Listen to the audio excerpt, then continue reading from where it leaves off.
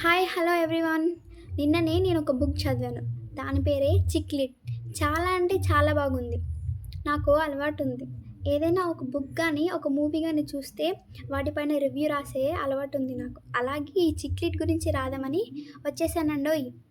చిక్లిట్ ఇందులో మెయిన్గా నేను ఒక 4 టాపిక్స్ గురించి మాట్లాడదాం అనుకుంటున్నా. ఒకటి feminism, love, abuse and heart attack. First మనందరికీ తెలిసిన దాని గురించి మాట్లాడుకుందాం, లవ్.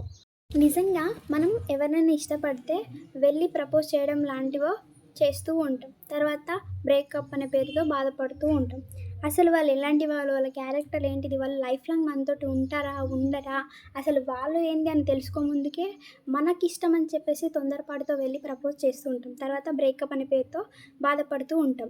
అసలు వాళ్ళతో టైం స్పెండ్ చేసి వాళ్ళు ఎలాంటి వాళ్ళో తెలుసుకుని లైఫ్ లాంగ్ మనతో ఉంటారు అనే నమ్మకం వచ్చినాకనే ప్రపోజ్ చేస్తే ఇట్స్ టు బీ బెటర్. ఈ కథలో కూడా శాలిని రిషితో టైం స్పెండ్ చేశాకే తెలిసింది అతను ఎలాంటి వాడు, అసలు లైఫ్ లాంగ్ ఉంటాడా లేదా అనే విషయం తనతో టైం స్పెండ్ చేశాకే తెలిసింది. అలా కాకుండా తను మొదట్లో తొందరపడి తనకి ప్రపోజ్ చేసింది, కానీ తనతో టైం స్పెండ్ చేశాకే రిషి తనకు వద్దని చెప్పేసి అనుకుంది. అసలు రిషిని ఎందుకు వద్దనుకుంది, అసలు తనతో టైం స్పెండ్ చేశాక తనకేం తెలిసింది అని తెలుసుకోవాలంటే చిక్లిట్ స్టోరీ చదవండి. Next abuse. ఇది చాలామంది ఆడవాళ్ళు ఫేస్ చేసిన సిచ్యువేషనే. స్కూళ్ళలో, కాలేజీలలో, వర్క్ ప్లేసెస్లో, ఇలా ఎక్కడైనా కానీ ప్రతి ఉమెన్స్ ఫేస్ చేసిన సిచ్యువేషన్ ఇది. ధైర్యం చేసి ముందుకు వచ్చి చెప్పుకోలేక వాళ్ళలో వాళ్ళే నలిగిపోతున్న వాళ్ళు ఎందరో. ఈ స్టోరీలో అశ్విని ధైర్యం చేసుకొని ముందుకు వచ్చి మాట్లాడలేకపోతే తను ఫ్యూచర్లో ఫేస్ చేసే సిచ్యువేషన్స్ ఇంకెన్నో. అశ్విని విషయంలో జరిగిన సిచ్యువేషన్స్ మన లైఫ్లో కూడా ఎక్కడో ఒక చోట ఎప్పుడో ఒకప్పుడు జరిగే ఉంటాయి. అశ్వినిలా ధైర్యం చేసి ముందుకు వచ్చిన వాళ్ళు ఎంతమంది ఉన్నారు. అసలు అశ్విని విషయంలో ఏం జరిగింది తెలుసుకోవాలంటే చిక్లిట్ పుస్తకం చదవాల్సిందే. So third one, feminism. ఆడవాళ్ళంటే ఇలానే ఉండాలి, ఇదే చేయాలి, వీళ్ళు మాత్రమే చేయాలి, మగవాళ్ళు చేయొద్దు అని ఆలోచించే వారి ఆలోచనను ఖండించే బుక్ ఇది. అలా ఆలోచించే ప్రతి ఒక్కరిని మార్చేసే పుస్తకం ఇది. మీరు ఎప్పుడైనా ఆలోచించారా?